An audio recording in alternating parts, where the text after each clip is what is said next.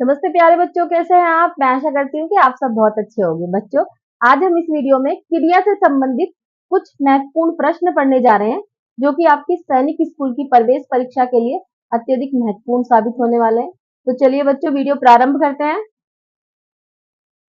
प्रश्न संख्या 1, जिस शब्द से कार्य का होना या करना पाया जाए, उस शब्द को क्या कहते हैं? तो बेटा, 4 विकल्प दिए हुए हैं इसमें।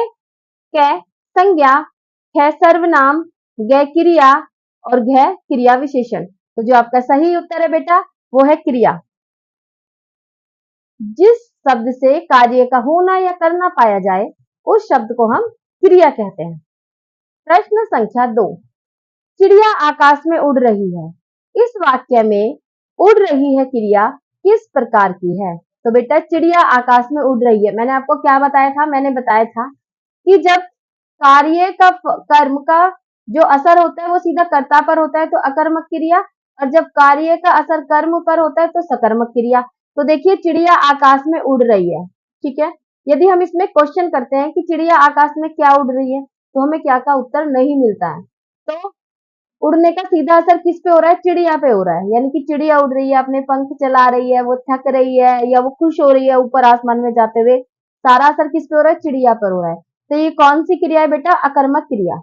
जहां पर कार्य का फर्क, कार्य का असर सीधा कर्ता पर पड़े तो कौन सी क्रिया होती है बेटा? अकर्मक क्रिया।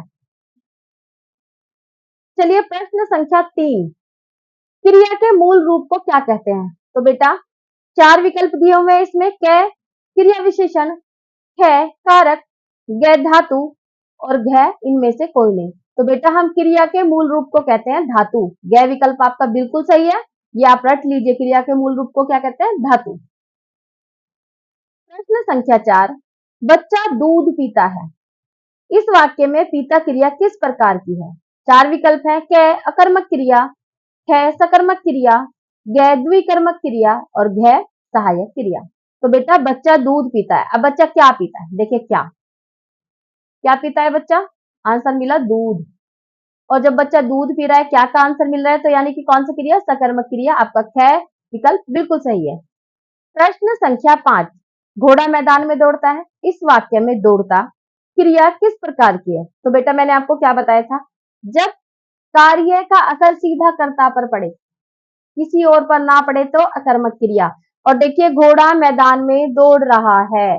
तो घोड़ा मैदान में पहले तो क्या दौड़ रहा है? हमें क्या का आंसर ही नहीं मिल रहा है। फिर आप देखिए, घोड़ा दौड़ रहा है तो थक कौन रहा है? घोड़ा रहा है। तेज कौन दौड़ रहा है? घोड़ा दौड़ रहा है। मैदान में घोड़ा दौड़ रहा है, घोड़े के ऊपर ही सारा असर पड़ा है। घोड़ा हाँफ रहा है, घोड़ा की सांस फूल रही है, घोड़े तेज तेज दौड़ रहा है, या फिर घोड़े में बहुत अधिक स्फूर्ति है और अधिक तेज दौड़ने की इच्छा है। ये सब परिक्रियाएं किसके अंदर चल रही है बेटा? घोड़े के अंदर चल रही है, सीधी सीधी। तो ये किस प्रकार की क्रिया हुई बेटा? 4 विकल्प दिए हुए हैं। क अकर्मक क्रिया, ख सकर्मक क्रिया, ग द्विकर्मक क्रिया और घ सहायक क्रिया। तो बेटा, ये कौन सी क्रिया हुई? ये हुई अकर्मक क्रिया। जब कर्म का फर्क सीधा सीधा कर्ता पर पड़े तो कौन सी क्रिया होती है? वहां अकर्मक क्रिया। प्रश्न संख्या 6, जिस क्रिया के कार्य का फल कर्ता को छोड़कर कर्म पर पड़ता है, उसे क्या कहते हैं?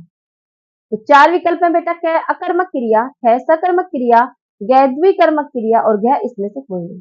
तो बेटा, क्या लिख रहा है? जिस क्रिया के कार्य का फल कर्ता को छोड़कर कर्म पर पड़ता है, उसे हम क्या कहते हैं? उसे बेटा हम कहते हैं सकर्मक क्रिया। आपका ख विकल्प बिल्कुल सही है। प्रश्न संख्या 7, कौन सा शब्द क्रिया नहीं है? तो देखिए बेटा, गिरवाना ये क्रिया है। ख छाया, ग चलना भी क्रिया है, घ लिखवाना भी क्रिया ही है और ये छाया, ये बेटा छाया क्रिया नहीं है। तो आपका ख विकल्प बिल्कुल सही है। प्रश्न संख्या 8, निम्नलिखित वाक्यों में से कौन सा ऐसा वाक्य है जिसकी क्रियाकर्ता के लिंग के अनुसार ठीक नहीं है? 4 विकल्प है बेटा। क राम आता है, ठीक है। घोड़ा दौड़ता है, ख ये भी ठीक है। हाथी सोती है, ये ठीक नहीं है क्योंकि हाथी सोता है। और घ लड़की जाती है। तो बेटा, आपका सही विकल्प कौन सा है? ग, क्योंकि हाथी सोता है, हाथी पुल्लिंग है तो क्रिया भी पुल्लिंग की ही लगेगी। प्रश्न संख्या 9, मुझे एक सोने की घड़ी चाहिए। इस वाक्य में कौन सी क्रिया है? 4 विकल्प दिए हुए हैं बेटा। क निश्चय बोधक क्रिया, ख प्रेरणार्थक क्रिया, ग शक्ति बोधक क्रिया और घ इच्छा बोधक क्रिया। तो बेटा मुझे एक सोने की घड़ी चाहिए, व्यक्ति इच्छा कर रहा है, तो ये कौन सा होगा? इच्छा बोधक क्रिया।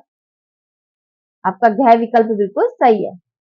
प्रश्न संख्या 10, कौन सा शब्द सकर्मक क्रिया है? 4 विकल्प है, हंसना, दौड़ना, लिखना, सोना। तो देखिए बेटा, हंसेंगे जब भी सीधा सीधा करता ही हंस रहा है, यानी कि आप ही हंस रहे हैं, हंसने का पूरा फर्क आपको ही पड़ रहा है, आपका ही ब्लड सर्कुलेशन बढ़ रहा है, आपके अंदर की क्रियाएं ठीक हो रही हैं, आप खुश हो रहे हैं।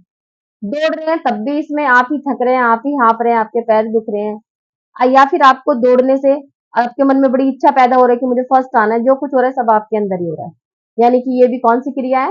ये भी अकर्मक क्रिया। हाँ, लिखना, जब हम लिख रहे हैं बेटा पेपर पे, लिखेंगे कहाँ? लिखेंगे हम पेपर पे ही लिखेंगे सदा। और जब हम पेपर पे लिखेंगे, जैसे मान लो मैंने इस पे लिखा, तो ये क्या हुआ? मैंने लिख दिया, सॉरी, मैंने लिखा, मैंने यहाँ पे लिखा लिखना।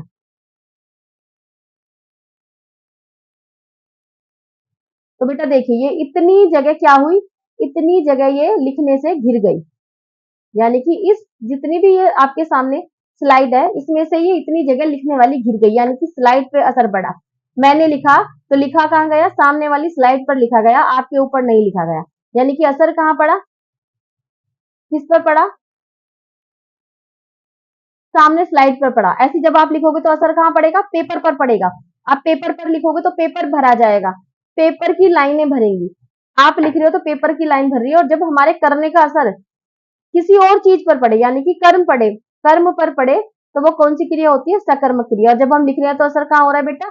लिखने का असर हो रहा है पेपर पे, पेपर भरा जा रहा है, उस पर साई भी गिर रही है और साई से लिखा भी जा रहा है, हम उस पर हाथ भी रख रहे हैं, पेपर जितनी लाइनें हमने लिखनी है उतनी लाइनें भर गई हैं, जिस पे नहीं लिखा है वो पेपर खाली है। तो असर किस पे हुआ? पेपर पे। जब हम हंसे तो असर किस पे हुआ? हम पे हुआ।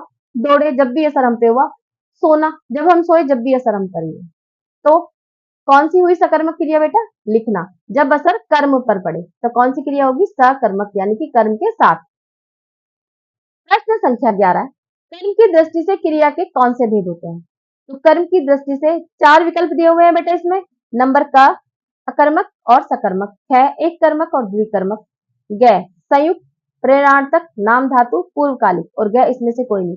देखिए बेटा, ये सारी एक कर्मक, द्विकर्मक, संयुक्त, प्रेरणार्थक, नाम धातु, पूर्वकालिक, ये सब क्रिया के भेद होते हैं, लेकिन ये बड़ी क्लास में आते हैं क्योंकि आप छोटे बच्चे हैं, छठी कक्षा के, 5वीं कक्षा पास करके आए, छठी के लिए एंट्रेंस दे रहे हैं, तो बेटा उसमें आपसे ये सब नहीं पूछे जाते, आपसे केवल अकर्मक और सकर्मक क्रिया ही पूछी जाती है। तो कर्म की दृष्टि से क्रिया के जो भेद होते हैं बेटा वो 2 होते हैं, अकर्मक क्रिया और सकर्मक क्रिया। आपका क्या विकल्प बिल्कुल सही है। प्रश्न संख्या 12, जिस क्रिया के कार्य का फल कर्ता पर पड़ता है उसे क्या कहते हैं? तो मैंने आपको पीछे बताया था बेटा, इसमें 4 विकल्प दिए हैं, क्या? अकर्मक क्रिया, है सकर्मक क्रिया, गैर द्विकर्मक क्रिया और घ इसमें से कोई नहीं। तो बेटा आंसर क्या होगा? है सकर्मक क्रिया। बेटा क्रिया से संबंधित जितने भी क्वेश्चन बन सकते थे हमने आपको सब पढ़ा दिए हैं। यदि आपको हमारी वीडियो पसंद आई हो बेटा तो इसे लाइक करें और शेयर करें और हमारे चैनल को सब्सक्राइब करें ताकि प्रत्येक नई वीडियो आपके पास सही समय पर पहुंच जाए। और यदि आपको क्रिया से संबंधित या व्याकरण के किसी भी पार्ट से संबंधित कोई वीडियो देखनी है तो आप हमारे चैनल पर जाकर देख सकते हैं। तो चलिए बेटा मिलते हैं अगली वीडियो में। नमस्कार।